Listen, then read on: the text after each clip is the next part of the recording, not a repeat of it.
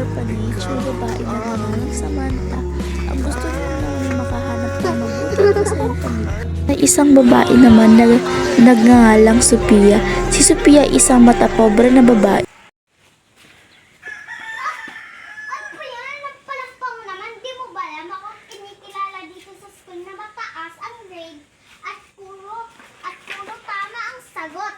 Ito. Yun ba yung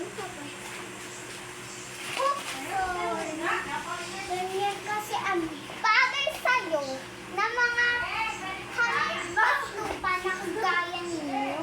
Tsaka, huwag ka madumwit sa akin, nakakadirin. Baka ako mahawa ng kapalitan mo. Okay, sorry, hindi ko lang sinasadya. Ano? Sorry. Hindi ko tatanggapin ang sorry mo. Tsaka huwag mo ako matawag-tawag na ate dahil di naman kita kaano-ano. Inampun ka lang naman ni mami dahil naawan ko sa'yo. Ako, hindi. Okay, hindi yan totoo.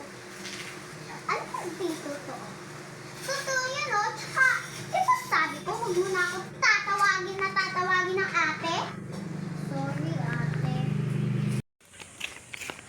Guys! Nakinig muna kayo sa akin!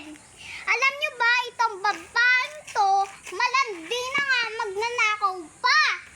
Ninakaw lang niya naman sa akin. Ninakaw niya lang naman sa akin yung pamilya ko, mga kapatid ko, at best friend ko, tsaka na rin ang boyfriend ko.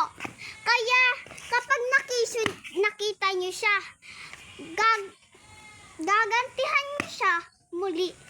Huwag kayo magtataka dahil ako lang naman ang nag-utos nun. Ate, bakit ganito ka ba sa akin? Wala naman akong ginagawa sa'yo ah. Anong ginagawa? Wala bang ginagawa yung paglalandi sa boyfriend ng ate? Ha? Umpisa ate, hindi mo naman ako minamahal simula nung inampun ako ni na mami.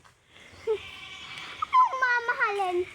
Sinong mamahalin sa itsurang yan? Ha?